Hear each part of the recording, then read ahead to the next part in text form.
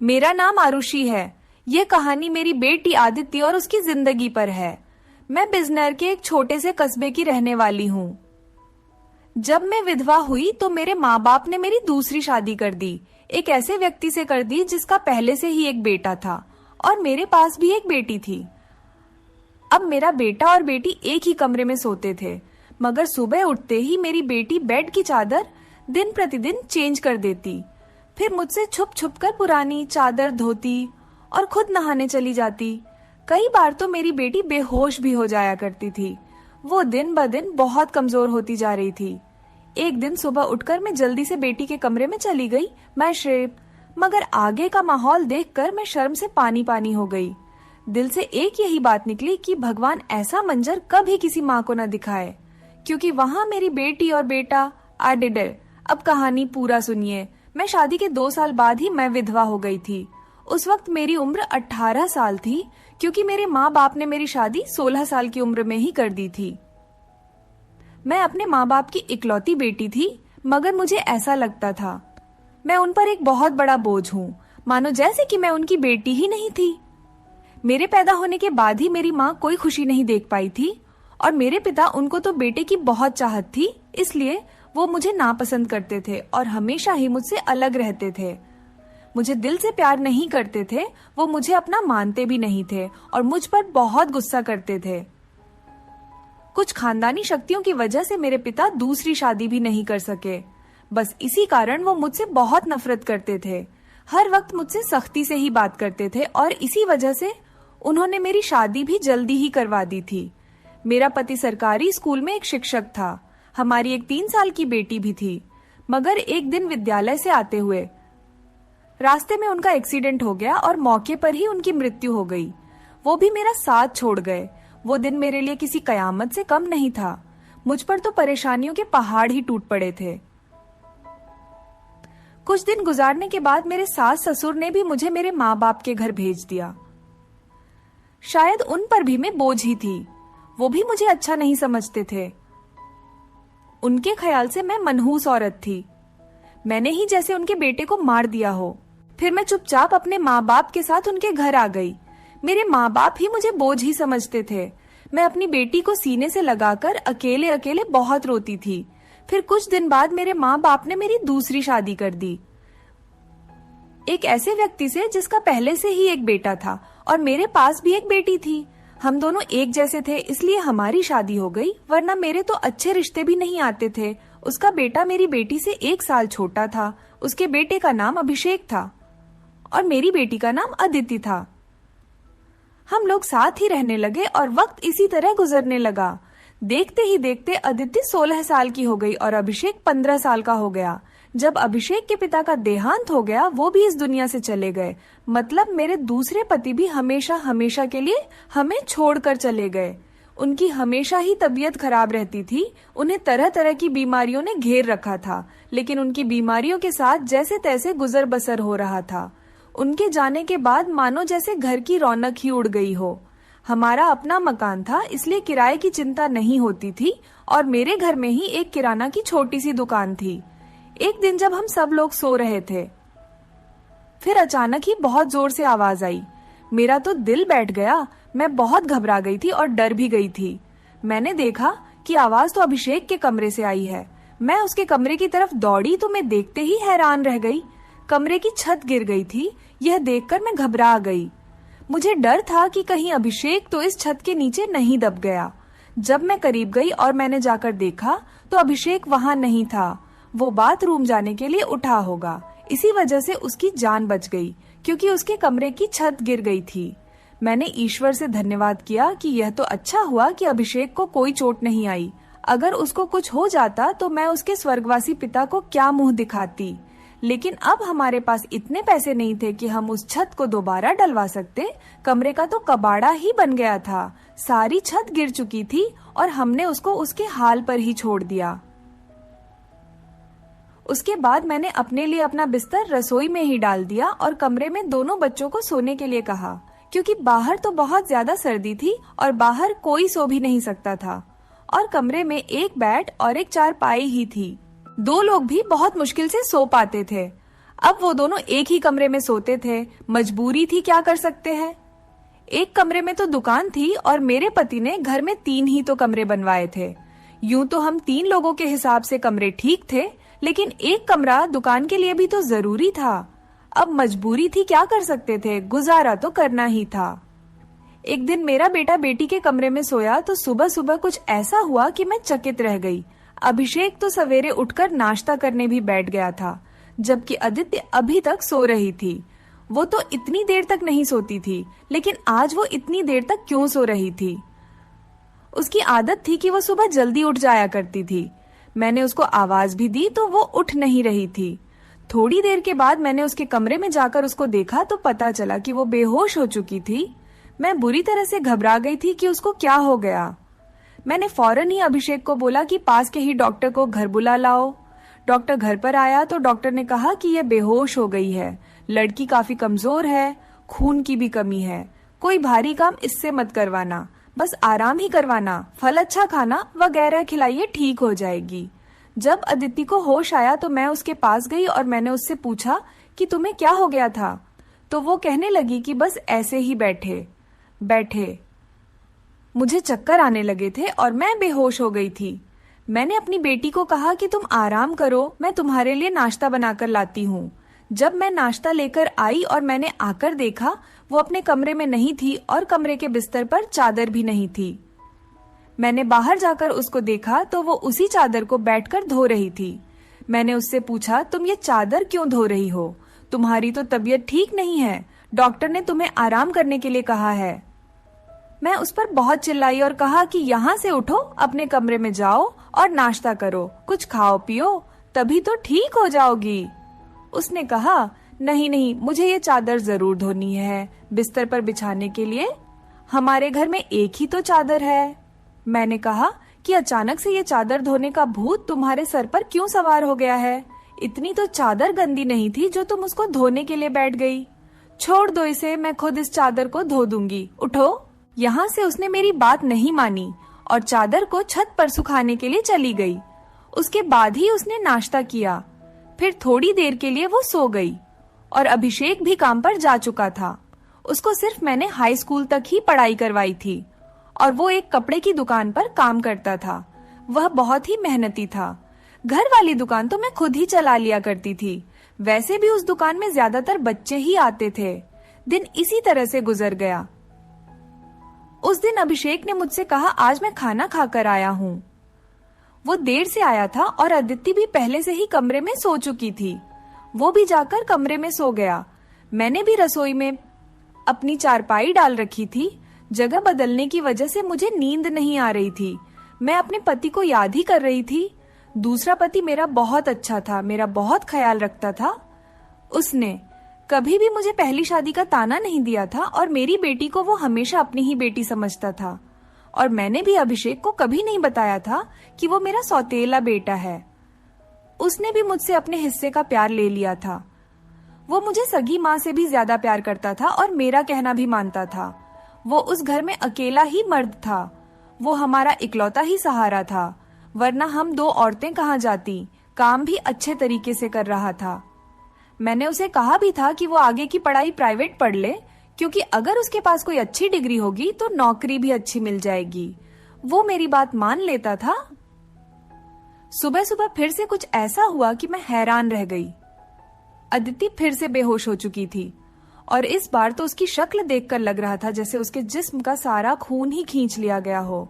वो बिल्कुल पीली पड़ गई थी। फिर मैंने डॉक्टर को बुलवाया। डॉक्टर ने वही बात कही कि मैंने आराम करने को कहा था। इसको खाने में क्या खिलाया था आपने?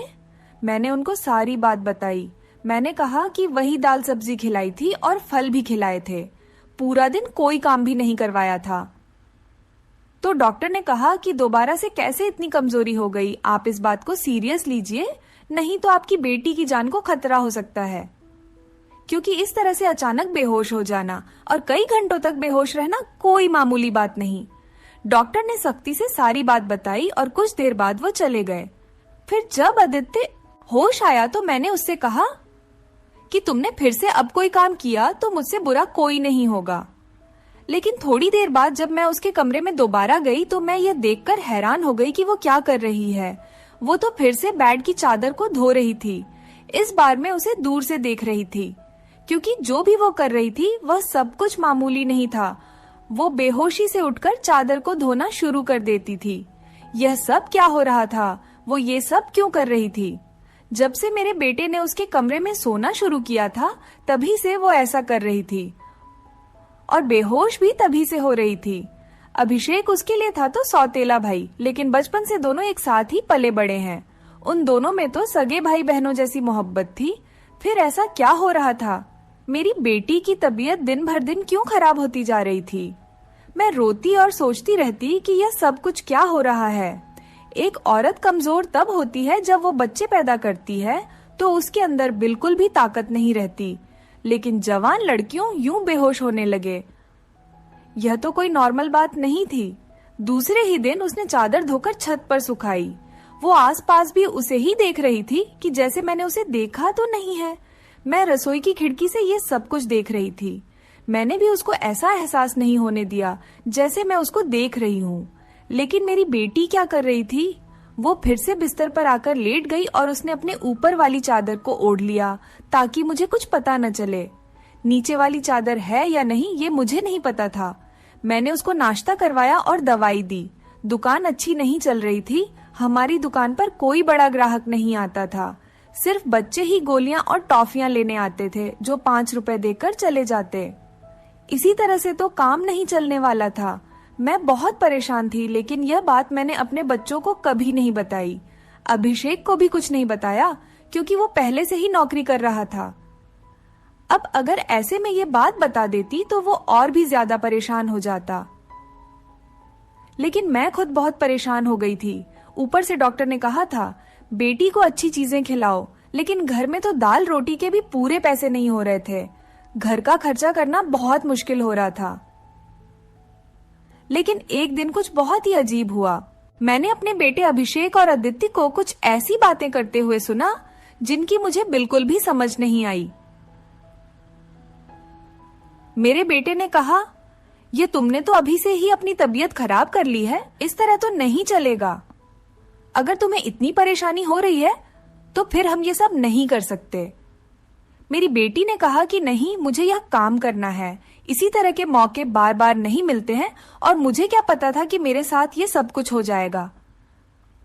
मुझे तो पता ही नहीं था कि मेरे अंदर इतनी भी ताकत नहीं है। मेरे बेटे ने कहा कि अब तो तुम्हें पता है ना, मैं तुम्हारी जिंदगी को दांव पर नहीं लगा सकता। तो मेरी बेटी का कहना था कि नहीं, सिर्फ 2-4 हफ्तों की बात है, उसके बाद ये मौका नहीं मिलेगा। ये सब क्या हो रहा था? मुझे कुछ समझ नहीं आ रहा था। ये दोनों क्या बातें कर रहे हैं? एक दिन तो मैंने कुछ ऐसा देखा जिसको देखकर मैं दंग रह गई। सुबह सुबह ही मेरी बेटी ने चादर को फिर से धोकर छत पर सुखा दिया और वो एक तरफ खड़ी होकर उलटी कर रही थी। मैंने कहा कि क्या हो गया है तुम्हें? वो घबरा गई और कहने लगी कि अचानक से मेरा दिल खराब हो गया।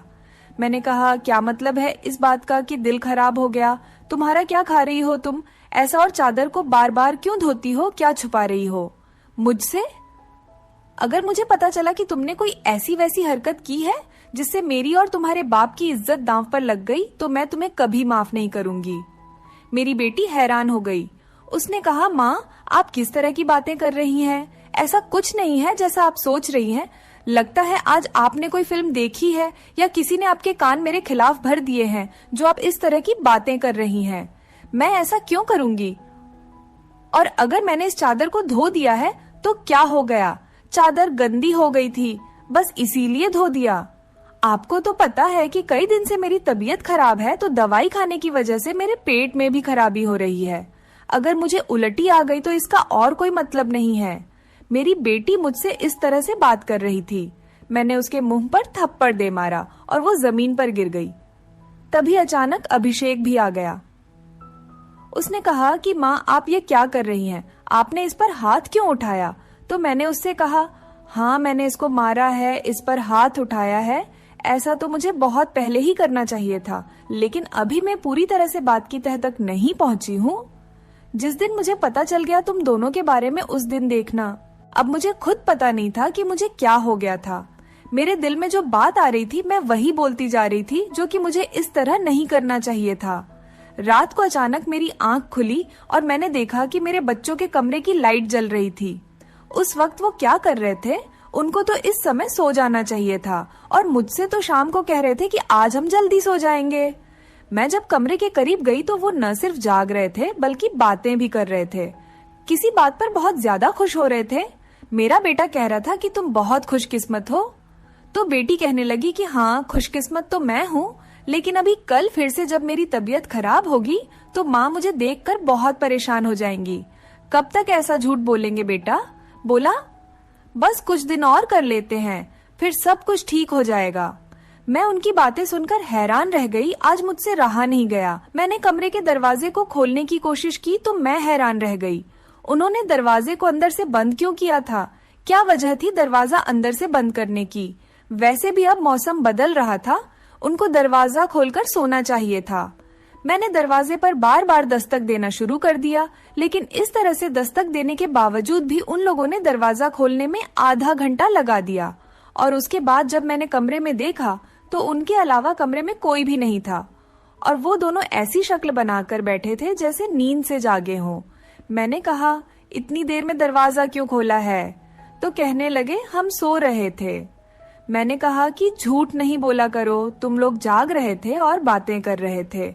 उन्होंने कहा कि हम क्यों इस समय जागेंगे और क्यों बातें करेंगे? हमारा कौन सा कल पेपर है जो हम तैयारी करेंगे और जागेंगे? हम लोग तो सो रहे थे। मुझे उन दोनों की हरकतें समझ नहीं आ रही थीं। मेरे पास बोलने के लिए कोई शब्द नहीं थे।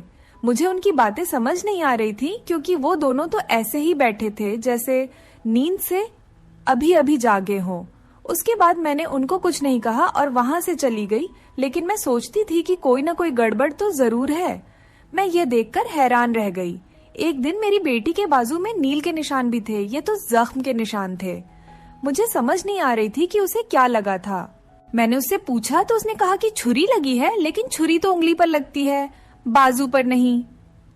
मेरी बेटी कोई ना कोई बात ऐसी है जो मुझसे छुपा रही थी। कभी बेहोश हो जाती थी, कभी उसके शरीर पर अजीब अजीब तरीके के निशान होते थे और कभी उठकर अपने बेड की चादर धोने लग जाती थी और मुझे कमरे में जाने नहीं देती थी। मेरा दिमाग जिस तरफ जा रहा था मैं वैसे ही सोचना नहीं चाहती थी। मेरी गलती थी। मैंने आग और पानी को क्यों एक साथ रखा? मुझे ऐसा नहीं करना चाहिए था। मैंने सोच लिया कि मुझे अब क्या करना है। जवान लड़का और लड़की को मुझे एक साथ एक ही कमरे में नहीं सोने देना चाहिए था। गलती तो मेरी ही थी। मुझे इन सब बातों का ध्यान रखना चाहिए था। अभिषेक था तो अदिति का सौतेला ही भाई। नियत बदलते देर नहीं लगती। जवानी की इस उम्र में बच्चे बुरी संगत में पड़ ही जाते हैं।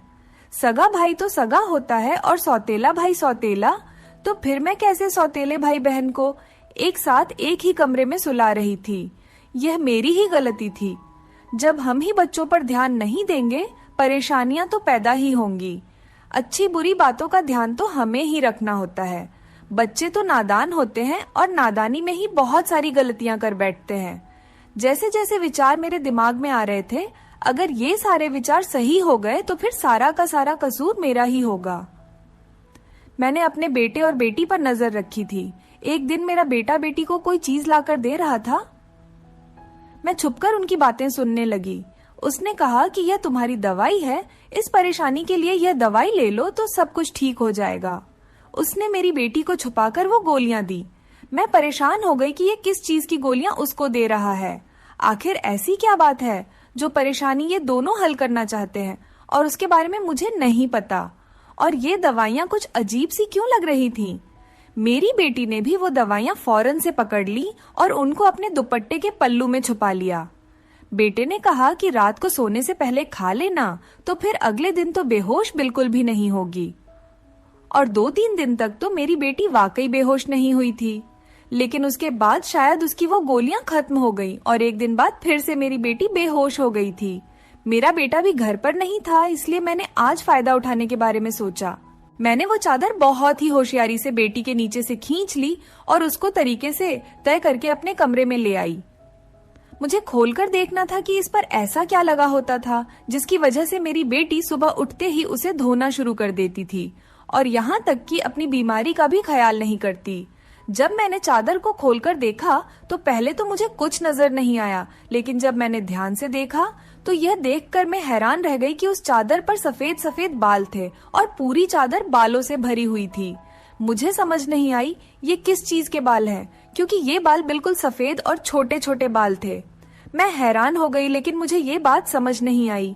मैं सोचती रही कि ये सब कुछ क्या हो रहा है। मैं बेटे और बेटी की हरकतों पर नजर रख रही थी, इसलिए सारा कुछ अपने दिमाग में सोच रही थी, लेकिन मैं किसी नतीजे पर नहीं पहुंची थी।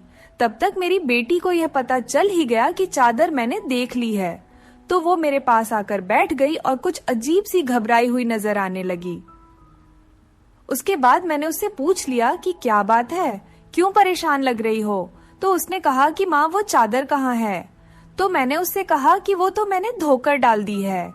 ये कहकर वो मेरे पास से जाने लगी, तो मैंने उसका हाथ पकड़कर उसे रोक लिया और मैंने कहा कि मैं सब कुछ देख चुकी हूँ, उस चादर पर जो भी लगा हुआ था। मुझे बता दो ये सब कुछ क्या है? तुम मुझसे इतने दिनों से क्या छुपा रही हो? मैं बहुत परेशान हो गई हूँ, मेरे दिमाग में बहुत बुरे बुरे विचार आ रहे हैं। वो मेरे पास बैठ गई और फिर मेरी बेटी ने मुझे ऐसी बात बताई कि मेरे कदमों तले से जमीन निकल गई। मेरी बेटी ने मुझे बताया कि माँ जैसा आप समझ रही हैं वैसा बिल्कुल भी नहीं है। दरअसल हमने देख लिया था कि इस घर के हालात अच्छे नहीं चल रहे, घर की दुकान भी नहीं चल रही थी और भैया भी कुछ खास पैसे नहीं कमा रहे थे, लेकिन हमें ऐसा कोई काम नहीं मिल रहा था जो हम लोग कर पाते। फिर भैया के एक दोस्त ने उसको एक काम दिया। दरअसल उसने कुछ बहुत ही नस्ली किस्म के बिल्ली के बच्चे रखे हुए थे, जो कि 3 से 4 की तादाद में थे, लेकिन उनको संभालना उसके बस से बाहर था। इसलिए उसने हमें उन बच्चों को संभालने का काम दिया और उस काम के बहुत सारे पैसे दिए। दरअसल भैया भी पूरा दिन वहीं होते थे, लेकिन रात में भाई को आराम भी करना होता था, इसलिए उन बिल्ली के बच्चों को कमरे में ले आते थे और मैं उनको संभाल लेती थी। उन्हीं के बाल सुबह चादर पर लगे हुए थे, जिसको मैं सुबह को धो देती थी, क्योंकि हमें पता था कि आपको इस तरह की चीजें अच्छी नहीं लगती और हम आपको यह सब कुछ बताना भी नहीं चाहते थे। हम ये सब काम कर रहे हैं और मुझे बाद में पता चला कि मुझे बिल्ली के बच्चों से एलर्जी हो जाती है, जिसकी वजह से मैं सुबह को बेहोश हो जाती थी। भैया ने मुझे जो दवाइयां लाकर दी थी वो भी इसी चीज की थी, ताकि मेरी एलर्जी कम हो जाए। माँ, भैया का वो दोस्त बहुत अमीर है और वो इस काम के हमें बहुत ज्यादा पैसे भी दे रहा था। वो हमें एक दिन के 1000 रुपए दे रहा था और आज उन बच्चों का हमारे घर में आखिरी दिन था, क्योंकि अब वो उन्हें लेकर दूसरे शहर चला गया है और हमने इतने पैसे कमा लिए हैं कि हम उस कमरे की छत भी डलवा सकते हैं और घर का कुछ राशन भी ला सकते हैं। हमें पता है कि आपको पालतू जानवर पसंद नहीं है, इसलिए हमने आपको ये बात नहीं बताई थी, लेकिन आपने तो न जाने हमारे बारे में क्या क्या सोच लिया। हम पर इतना शक किया। आपने हमारे बारे में जो बातें की वो हमारे दिल में तीर की तरह जाकर लगती थी। मैं जानती हूँ कि वो मेरा सौतेला भाई है, लेकिन वो मेरे सगे भाइयों से भी बढ़कर है। उसने हर बार सिर्फ हमारे बारे में ही सोचा है, जबकि देखा जाए तो हम उसके क्या लगते हैं। उसका पिता तो इस दुनिया से जा चुका है और उसके अपने रिश्तेदार भी तो हैं, जो कि हमसे बहुत ज्यादा अमीर हैं। वो उनके साथ जाकर भी तो रह सकता है, लेकिन वो फिर भी हमारे साथ रहता है, क्योंकि वो हमें कभी अकेला नहीं छोड़ना चाहता। उसने हमेशा मुझे अपनी सगी बहन ही माना है। उसने कभी मुझसे कोई गलत बात नहीं की और वो हमारा साथ भी देता है, हमारे लिए बहुत कुछ करता है। पूरा दिन वो काम करता था, रात को मैं उसकी मदद करती थी। वो कहता था कि वो रात में भी ये सब कुछ कर लेगा। दिन भर तो वो बेचारा मेहनत करता था, इसलिए मैंने उससे कहा कि रात को तुम आराम किया करो, बच्चों को मैं देख लूंगी, इसलिए मैं उसकी मदद कर रही थी। मुझे यह सुनकर बहुत ही ज्यादा अफसोस हुआ और मुझे खुद पर बहुत गुस्सा भी आ रहा था। मैंने अपने बच्चों के बारे में क्या क्या सोचा। मैं अपने बच्चों के बारे में जितना गलत सोच रही थी, मेरे बच्चे उससे भी कई गुना ज्यादा अच्छे हैं। इतनी गलत बातें मैंने उनके बारे में सोची जितनी मुझे सोचनी भी नहीं चाहिए थी। हमने ये बात अभिषेक को नहीं बताई। अदिति ने भी उसको कुछ नहीं बताया कि मुझे सारी बात का पता चल गया, क्योंकि अब यह काम वैसे भी खत्म हो गया था और मैं उसकी नजरों में और ज्यादा गिरना नहीं चाहती थी। कुछ दिन बाद अभिषेक ने उस कमरे की छत डलवा दी और अब हमारे घर का कमरा भी ठीक हो गया था। धीरे धीरे हमने बहुत मेहनत की। मेरी बेटी ने भी घर में बच्चों को ट्यूशन पढ़ाना शुरू कर दिया था। हमारे हालात पहले से बेहतर होने लगे। धीरे धीरे इतने बेहतर हो गए कि हमारे घर में कोई तंगी नहीं रही। मेरे साथ जिंदगी ने बहुत बुरा किया था, लेकिन अच्छा यह किया कि मुझे बहुत ज्यादा नेक और अच्छे बच्चे दिए, चाहे वो मेरे अपने थे या पराई। ईश्वर की कृपा से मेरे दोनों बच्चे बहुत ही मेहनती हैं और इस बात को समझते हैं कि अभी उनकी मेहनत के दिन हैं। हाथ पर हाथ रखकर नहीं बैठ सकते, क्योंकि उनके सर पर पिता का साया नहीं था और मैं भी कुछ खास कर नहीं सकती थी। इस बात का उनको एहसास था और यह एक बहुत बड़ी बात है। ईश्वर की कृपा है कि अब सब कुछ ठीक हो गया। ऊपर वाले का लाख लाख शुक्र हुआ। जैसा मैं सोच रही थी वैसा कुछ नहीं हुआ, लेकिन ऐसा हो भी सकता था। अगर ऐसा होता तो मैं कहाँ जाती। बस आखिर में इतना कहना चाहूंगी, जो ऊपर वाला चाहता है होता वही है। मेरे बच्चे बहुत समझदार हैं और उनके दिल में कोई ऐसी बात नहीं है, लेकिन फिर भी मैं ऐसी माँ को नसीहत करूंगी, बच्चों के साथ के इस मामले में थोड़ी एहतियात जरूर करें और वो गलती न करें जो मैंने अपने बच्चों के साथ की है। मुझे दोनों को एक कमरे में नहीं रखना चाहिए था, क्योंकि जो न हुआ और वो हो भी सकता था, और अगर वो हो जाता तो सब कुछ खत्म हो जाता। मेरे बच्चे तो समझदार थे, शायद मेरे साथ इसलिए ऐसा नहीं हुआ।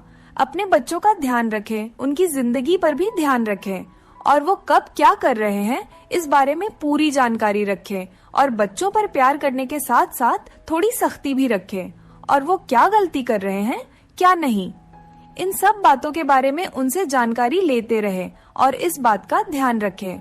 जब बच्चे जवान हो जाएं तो उनका बिस्तर अलग कर देना चाहिए। आपसे भी यही सब कहूंगी कि अपने बच्चों का ध्यान रखें। दोस्तों, उम्मीद करती हूँ आपको हमारी कहानी पसंद आई होगी। कहानी पसंद आई है तो वीडियो को लाइक करें, चैनल पर नए हैं तो चैनल को सब्सक्राइब करें और हाँ, नोटिफिकेशन बेल को जरूर दबाएं ताकि अगली अपडेट सबसे पहले आपको मिले। धन्यवाद। वीडियो देखने के लिए एक लाइक जरूर कर दीजिए। यहाँ तक देख लिए है तो